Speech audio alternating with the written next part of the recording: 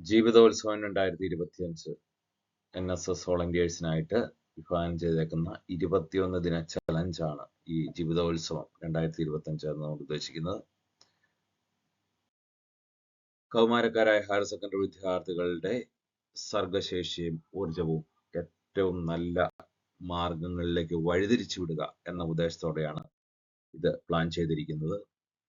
ലഹരി വസ്തുക്കളുടെ ഉപയോഗം, ഡിജിറ്റൽ അഡിക്ഷൻ, ആത്മഹത്യാ പ്രവണത, അപകടകരമായ അക്രമവാസന തുടങ്ങിയ വിപത്തുകൾക്കെതിരെ വെറുമൊരു ബോധവൽക്കരണ ക്ലാസ് കൊണ്ട് ഒന്നുമാകില്ല എന്ന ബോധ്യത്തില് കുറെ പ്രവർത്തനങ്ങൾ, പ്രാക്ടിക്കൽ ഓറിയന്റഡ് ആയിട്ടുള്ള കുറെ കാര്യങ്ങളാണ് ഈ 21 ദിന ചലഞ്ചിൽ ഉൾപ്പെടുത്തിയിരിക്കുന്നത്. ആദ്യത്തെ ദിവസം കാഹളം മുഴങ്ങട്ടെ. ഈ 21 ദിന ചലഞ്ചിനെ പറ്റി ഒരു ഉദ്ഘാടനം നടത്തുക, ചലഞ്ച് ഉദ്ഘാടനം ചെയ്യുക. അത് ജനപ്രതിനിധികളെയും PTA മെമ്പേഴ്സ്, സമൂഹത്തിലെ മറ്റ് പല മേഖലയിലുള്ളവരെയൊക്കെ വിളിച്ച് ഈ 21 ദിവസത്തെ പ്രോഗ്രാം അവർക്ക് ബോധ്യപ്പെടുത്തുക എന്നതാണ് അതിന്റെ ഉദ്ദേശം. അടുത്തത് മധുരമനോജ്ഞ ലോകത്തിനായി ഞങ്ങളുമുണ്ട്. ലഹരിക്കെതിരെയുള്ള പടയോട്ടത്തിൽ സമൂഹത്തിനെ മൊത്തത്തിൽ പങ്കെടുപ്പിക്കുക. അതിന് ഏറ്റവും ആദ്യമേ നമുക്ക് വീട്ടിലെ എല്ലാ അംഗങ്ങളെയും ചേർന്ന് ഒരു സെൽഫി എടുത്ത് അത് സമൂഹ മാധ്യമത്തിൽ പോസ്റ്റ് ചെയ്യുക. ജീവിതമാണ് ലഹരി, ഞങ്ങളുമുണ്ട് കൂടെ എന്ന അടിക്കുറിപ്പ് കൊടുക്കുക. അങ്ങനെയാണ് ആ ലഹരിക്കെതിരെയുള്ള ഒരു മുന്നേറ്റം. അതാണ് രണ്ടാമത്തെ ദിവസത്തെ പ്രോഗ്രാമായിട്ട് ഉൾപ്പെടുത്തിയിരിക്കുന്നത്. പുലരൊളിയിൽ ഇത്തിരി നേരം, പ്രഭാതത്തിൽ നമുക്ക് കുടുംബാംഗങ്ങളെല്ലാം ഒത്തുചേരുന്ന ഒരു പ്രോഗ്രാമാണിത്. ശരീരത്തെയും മനസ്സിനെയും ഉല്ലാസഭരിതരായി സജ്ജമാക്കാൻ സഹായിക്കുന്ന ഒരു തുടർ പ്രവർത്തനമാണിത്. വീട്ടിലെല്ലാവരും രാവിലെ 5:30 അലാറം വെച്ച് എഴുന്നേറ്റ് പേരൻസിനെല്ലാം ഒരു മുത്തം കൊടുക്കുക. അങ്ങോട്ടും ഇങ്ങോട്ടും മക്കൾക്കെല്ലാം ഒരു മുത്തം കൊടുക്കുക. അതിനുശേഷം ചുറ്റുപാടും മുറ്റവും ആകാശവും ഒക്കെ നോക്കിക്കണ്ട് ആസ്വദിക്കുക. കൈകൾ വീശിക്കൊണ്ട് അല്പനേരം നടക്കാം. ഇന്ന് എത്ര നല്ല ദിവസം, ഇനിയും എല്ലാ ദിവസവും നല്ല ദിവസങ്ങളാകട്ടെ എന്ന് ആത്മഗതം ചെയ്യാം, മനസ്സിൽ ഉറപ്പിക്കാം. അങ്ങനെ ഒരു പോസിറ്റീവ് എനർജി നേടുന്നതാണ് മൂന്നാമത്തെ ദിവസത്തെ പ്രോഗ്രാം. ചങ്ങാത്തൻകുട, ചങ്ക് ബ്രോ എന്ന ഒരു പ്രോഗ്രാം. പരിചിതരോ അപരിചിതരോ ആയ 20 ചങ്ങാതിമാരോട് സ്നേഹാഭിവാദ്യം പറയാം, ചിരിക്കാം, ഹസ്തദാനം ചെയ്യാം, ഒരുമിച്ച് നടക്കാം, വീട്ടിലെ വിശേഷങ്ങൾ ചോദിക്കാം, പാഠപുസ്തക വിശേഷങ്ങൾ പറയാം. അങ്ങനെ ഫ്രണ്ട്ഷിപ്പ്, ഈ മൊബൈൽ അഡിക്ഷനായി മൊബൈലിൽ മാത്രം നോക്കിയിരിക്കുന്ന ഒരു ജന്മമാകാതെ എല്ലാവരുമായിട്ട്, സമൂഹത്തിലുള്ള എല്ലാവരുമായിട്ട് മിങ്കിൾ ചെയ്ത് സൗഹാർദ്ദം കാത്തു സൂക്ഷിക്കുന്ന ഒരു ആശയമാണ് ഇതിലൂടെ മുന്നോട്ട് വയ്ക്കുന്നത്. നവലോകത്തിനായി സ്റ്റിക്കറുകൾ പതിക്കാം. നവലോക നിർമ്മാണത്തിനായുള്ള ആശയങ്ങൾ ഉൾപ്പെടുത്തി സ്റ്റിക്കറുകൾ തയ്യാറാക്കുക. ലഹരി വസ്തുക്കളുടെ ഉപയോഗം, ഡിജിറ്റൽ അഡിക്ഷൻ, ആത്മഹത്യാ പ്രവണത, അപകടകരമായ അക്രമവാസന എന്നീ കാര്യങ്ങൾ സമൂഹത്തിൽ ചെലുത്തുന്ന ദുരിതങ്ങളെ അതിജീവിക്കുന്നതിന്റെ ആവശ്യകതകളെ കുറിച്ച് സ്റ്റിക്കറിൽ സൂചിപ്പിക്കാവുന്നതാണ്. പോസിറ്റീവായിട്ടുള്ള കാര്യങ്ങൾ ഉൾപ്പെടുത്തി നെഗറ്റീവായിട്ടുള്ള ലഹരി വസ്തുക്കളുടെ ഉപയോഗം പോലെയുള്ള കാര്യങ്ങൾക്കെതിരെയുള്ള സന്ദേശം നൽകുന്ന ഈ പറയുന്ന സ്റ്റിക്കറുകൾ പതിക്കാം. ഒരാൾ ഒരു സ്റ്റിക്കറെങ്കിലും പതിക്കണം. അടുത്ത അതിജീവന കഥകൾ അറിഞ്ഞും പറഞ്ഞും. അതായത് മനുഷ്യര്, അല്ലെ നമ്മുടെ പിതാക്കന്മാര്, പൂർവികര് ഒക്കെ പലവിധ സഹനങ്ങൾ അതിജീവിച്ചാണ് ഇന്നത്തെ നിലയിൽ എത്തിയിട്ടുള്ളത്. നമ്മുടെ വീട്ടിലോ അല്ലെ നമ്മുടെ സുഹൃത്തുക്കളുടെ വീടുകളിലോ അല്ലെങ്കിൽ നിങ്ങളുടെ പരിചയക്കാർക്കോ ഇതുപോലെയുള്ള അതിജീവന കഥകൾ പറയാനുണ്ടെങ്കിൽ അത് കേൾക്കുക, അതിലെ സാരാംശം ഉൾക്കൊള്ളുക, അതിലെ നല്ല കാര്യങ്ങൾ നമ്മളിലേക്ക് നമ്മൾ ഏറ്റെടുക്കുക. അങ്ങനെയുള്ള അതിജീവന കഥകളെ പറ്റി മനസ്സിലാക്കുക, അത് മറ്റുള്ളവരിലേക്ക് പകരുക. അടുത്തത് പുസ്തകത്തിന്റെ ആത്മാവ് തേടി. അതാണ് മറ്റൊരു ചലഞ്ച്. അതായത് നിങ്ങൾ തിരഞ്ഞെടുത്ത ഏതെങ്കിലും പുസ്തകങ്ങൾ വായിക്കുക, അതിനെപ്പറ്റി മനസ്സിലാക്കി ഒരു ആസ്വാദനക്കുറിപ്പ് തയ്യാറാക്കുക. ഏകദിന ഡിജിറ്റൽ ഉപവാസം. അതായത് പലരും മൊബൈലിന് അഡിക്ഷനാണ്, സാമൂഹ്യ മാധ്യമങ്ങൾക്ക് അഡിക്ഷനാണ്. ഒരു ദിവസം നമ്മൾ മൊബൈൽ ഉപയോഗിക്കുന്നില്ല എന്ന ഒരു തീരുമാനത്തിലെടുക്കരുത്. കാരണം അല്ലെങ്കിൽ നമ്മളുടെ അഡിക്ഷൻ ഒന്നിനൊന്നിനെ കൂടിക്കൊണ്ടിരിക്കും. അത് കുറച്ചു കൊണ്ടുവരാനുള്ള ഒരു ചുവടുവെപ്പാണ് ഒരു ദിവസം ഡിജിറ്റൽ ഉപവാസം എടുക്കുക എന്നത്. അങ്ങനെ പതുക്കെ പതുക്കെ അതിൻ്റെ ദിവസങ്ങൾ ഉയർത്താം, അല്ലെങ്കിൽ മൊബൈൽ ഫോൺ ഉപയോഗിക്കുന്ന സമയത്തിന് കുറവ് വരുത്താം. അങ്ങനെയൊക്കെയുള്ള ഒരു പ്രവർത്തനമാണിത്. ഒപ്പുമരം, നല്ല കാര്യങ്ങൾക്കായി ഒരു കയ്യൊപ്പ്. ക്യാമ്പസിൻ്റെ പുറത്തോ അകത്തോ ഉള്ള ഒരു ചെറിയ മരം കണ്ടെത്തി അതിൻ്റെ അകത്ത് നല്ല നല്ല ആശയങ്ങളൊക്കെ എഴുതി വിദ്യാർത്ഥികളുടെ കയ്യൊപ്പ് മേടിക്കുക. NSS വോളണ്ടിയേഴ്സിൻ്റെയും മറ്റ് വിദ്യാർത്ഥികളുടെയും കയ്യൊപ്പ് മേടിക്കാം. അതിൽ എഴുതി വെക്കേണ്ടത് നല്ല അറിവിനായി, നല്ല കേരളത്തിനായി, നല്ല ലോകത്തിനായി, നല്ല സുഹൃത്തിനായി, നല്ല സ്കൂളിനായി എന്നൊക്കെ എഴുതി അതിൽ ഒപ്പ് മേടിക്കുക.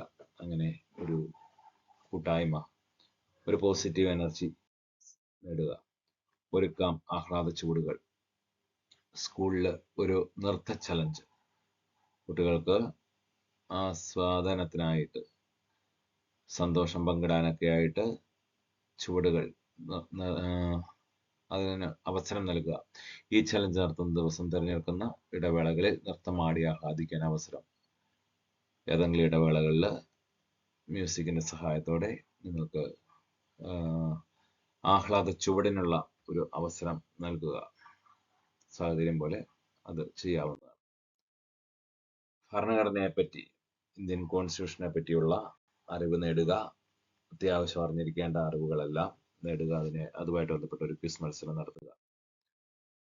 സുന്ദര കേരളത്തിനായ ഒരു സ്റ്റാറ്റസ് മേള, അതായത് എല്ലാവരും മൊബൈൽ ഫോണിൽ സ്റ്റാറ്റസ് ആയിട്ട് ഏതെങ്കിലും നല്ല മികച്ച ആശയങ്ങൾ, അല്ലെ ആരെങ്കിലും പോസിറ്റീവായിട്ടുള്ള കാര്യങ്ങൾ നേടിയവരെ കൺഗ്രാജുലേറ്റ് ചെയ്യുന്ന സ്റ്റാറ്റസ്, അല്ലെങ്കിൽ നല്ല മെസ്സേജ് ഉള്ള സ്റ്റാറ്റസ്, പോസിറ്റീവ് മെസ്സേജ് ഉള്ള സ്റ്റാറ്റസുകളൊക്കെ തയ്യാറാക്കുക. സ്വന്തമായി തയ്യാറാക്കിയിടുക, അല്ലാതെ ഇന്റർനെറ്റിൽ നിന്ന് എടുത്ത ഏതെങ്കിലും മെസ്സേജ് അല്ല ഇടേണ്ടത്. മികച്ച പരിസ്ഥിതിക്കായിട്ട് ഒരു കുഞ്ഞ് പൂച്ചെടി നടുക. ചെടി നടുക സ്വന്തം ഭവനത്തിലോ സ്കൂളിലോ മറ്റെവിടെയെങ്കിലുമോ. അടുത്തത് ലഹരി വിരുദ്ധ തൊപ്പി ധരിക്കാം കൊറിയോഗ്രാഫി ചലഞ്ച്. ലഹരിക്കെതിരെ നൃത്തച്ചുവട് വയ്ക്കുന്ന ഒരു ചലഞ്ച്. ഒന്നിച്ചുണ്ണ, ഭക്ഷണം കൊണ്ടുവന്ന് NSS വോളണ്ടിയേഴ്സ് എല്ലാം കൂടി ഒരുമിച്ചുണ്ണുന്ന ഒരു, പലരും ഏതെങ്കിലുമൊക്കെ ഐറ്റം വീട്ടിൽ നിന്ന് കൊണ്ടുവന്ന് അത് ഷെയർ ചെയ്ത് ഒരു കൂട്ടായ്മയുടെ ഒരു എനർജി ക്രിയേറ്റ് ചെയ്യുക. വാക്കിംഗ് ബസ്, അധ്യാപകരുടെ നേതൃത്വത്തിൽ വിദ്യാർത്ഥികൾ ചെറു ഗ്രൂപ്പുകളായി തിരിഞ്ഞ് സ്കൂൾ പരിസരത്തെ വഴികളിലൂടെ സഞ്ചരിച്ച് അവിടുത്തെ കാര്യങ്ങളെല്ലാം കണ്ട് മനസ്സിലാക്കുക. എന്തെങ്കിലും കുറവുകളുണ്ടെങ്കിൽ അത് ജനപ്രതിനിധികളെ അറിയിക്കാനുള്ള ഒരു കാര്യങ്ങൾ ചെയ്യുക. എന്തെങ്കിലും പരിസ്ഥിതി മലിനീകരണമായിട്ട് ബന്ധപ്പെട്ട എന്തെങ്കിലും പ്രശ്നങ്ങൾ കണ്ടാൽ അത് റിപ്പോർട്ട് ചെയ്യുക. ഇങ്ങനെ പരിസ്ഥിതിയെ പറ്റി പഠിക്കുക. ഒരു പൗരന്റെ കടമ എന്താണ്, അതിനുള്ള സംവിധാനം എന്താണ്, പ്രശ്നപരിഹാരത്തിനുള്ള സംവിധാനം എന്താണ്, ജനപ്രതിനിധികളെ അടുത്തറിയുക. ഇതെല്ലാമാണ് ഇതിൽ കൊണ്ട് ഉദ്ദേശിക്കുന്നത്.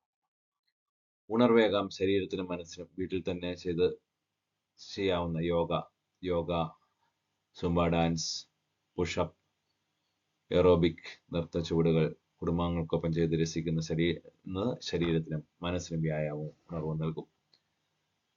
ഇത് ഇങ്ങനെയുള്ള കാര്യങ്ങൾ ചെയ്യുക. അതിന്റെ ഫോട്ടോ എടുക്കുക, വീഡിയോ എടുക്കുക.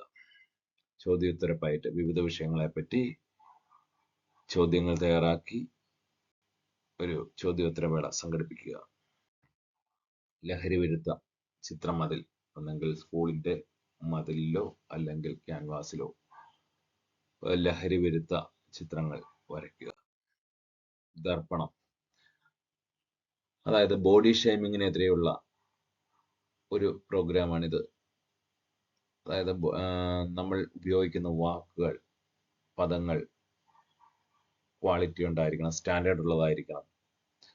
അല്ലാതെ മറ്റുള്ളവരെ ബോഡി ഷേമിങ്ങിനോ നെഗറ്റീവായിട്ടുള്ളത് അല്ലെങ്കിൽ മറ്റ് നെഗറ്റീവ് കാര്യങ്ങളെ പറ്റിയുള്ളതായിരിക്കരുത്. നമ്മളുടെ ജീവിതത്തിൽ സാധാരണ ഭാഷയിൽ ഉപയോഗിക്കാൻ പാടില്ലാത്ത, മോശമാണെന്ന് നിങ്ങൾക്ക് തന്നെ ബോധ്യമുള്ള വാക്കുകൾ ഏതൊക്കെയാണെന്ന് കണ്ടെത്തുക. നിങ്ങൾ ഈ കാലഘട്ടത്തിൽ ഉപയോഗിച്ചിട്ടുള്ള മോശം പദങ്ങൾ ഏതൊക്കെയാണെന്ന് തിരിച്ചറിയുക. അത് മേലിൽ ഇനി ജീവിതത്തിൽ ഉപയോഗിക്കില്ല, എൻ്റെ നിഘണ്ടുവിൽ അത് കാണില്ല എന്നൊരു തീരുമാനമെടുക്കുക. അതുമായിട്ട് ബന്ധപ്പെട്ട നല്ല നല്ല തീരുമാനങ്ങൾ എടുക്കുന്നതാണ് ദർപ്പണം പ്രോഗ്രാം. ഇത് ജീവിതോത്സവത്തിന്റെ കാർണിവൽ. അങ്ങനെ ഈ 21 ദിവസത്തെ ചലഞ്ച് വളരെ കാര്യക്ഷമമായിട്ട് നിങ്ങൾ ചെയ്യുക. അത് ഓരോരുത്തരും ചെയ്തതിൻ്റെ വീഡിയോ ഡിജിറ്റലായിട്ടുള്ള ഡോക്യുമെന്റേഷൻ ഉണ്ടായിരിക്കണം. വീഡിയോയാകാം, ഫോട്ടോയാകാം, എഴുതി തയ്യാറാക്കിയ രേഖയാകാം. ഇതെല്ലാം നിങ്ങൾ ചെയ്തതിൻ്റെ പോർട്ട്ഫോളിയോ എല്ലാവരും തയ്യാറാക്കണം. അത് ഓരോ വോളണ്ടിയേഴ്സിന്റെ ഉത്തരവാദിത്വമാണ്. അത് ഇതിന്റെ പരിശോധനയ്ക്ക് വരുമ്പോൾ, ലാസ്റ്റ് വരുമ്പോൾ അത് നിങ്ങൾ കാണിക്കേണ്ടതാണ്. അത് നിങ്ങളുടെ പ്രോഗ്രാം ഓഫീസറെ ഏൽപ്പിക്കേണ്ടതാണ്. ഒരാഴ്ചയ്ക്കകം നിങ്ങൾ ഈ 21 ദിവസ ചലഞ്ചിൽ എന്തൊക്കെ ചെയ്തു, എന്താണ് അതുകൊണ്ടുള്ള നേട്ടങ്ങൾ നിങ്ങൾക്ക് ജീവിതത്തിൽ ഉണ്ടായത്, അതിനെപ്പറ്റി ഒരു ബ്രീഫിംഗ് അതിനോടൊപ്പം ഉണ്ടാകണം.